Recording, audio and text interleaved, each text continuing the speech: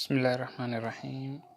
Ma doonaysaa in telefoonkaaga uu kaliya kuu noqdo? Macnaheedu waxa weeyaan in telefoonkaaga haddii aad carruurtaada u dhiibaysid iyo haddii qof kale ajnabi ka qaadaba in telefoonkaaga aan hal program kaliya aad ku xadidid qofka aad u dhiibaysid oo uusan program kale u gudbin.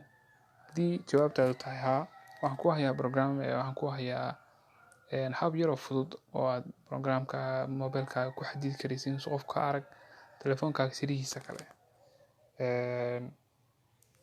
Waxaad galaysaa settings ayaad tagaysaa, telefoonkaaga settings baad tagaysaa, waxaad ku dhufanaysaa security, hoos ayaad u wadaysaa, waxaad ku dhufanaysaa other security settings, kadib hoos baad u wadaysaa, kadib pin windows halkaas ayaad on ka dhigaysaa. Markaad on ka dhigtid, gadaal baad u soo noqonaysaa. Programka aad rabtid qofkaas inaad kaliya aad u daysid inta kalena aad ka xanibtid ayaad tagaysaa. Tusaale ahaan, waxaan rabaa inaan ku xayiro oo kale calculator-kaas.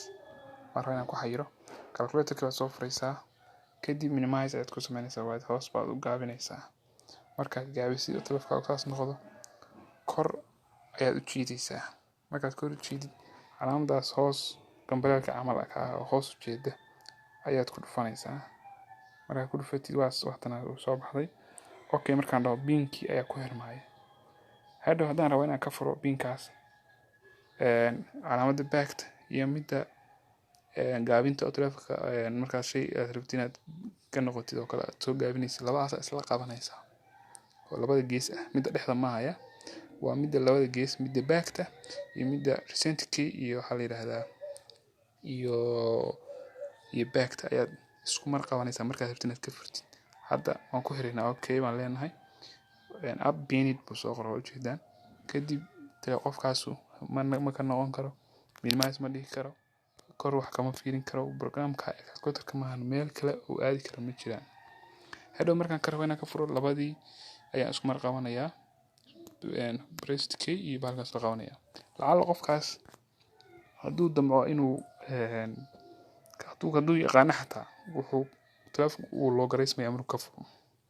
Sidaas ayaad uga xadidi kartaa. Muuqaalkan hadduu ku caawiyay, fadlan subscribe saar, like na saar.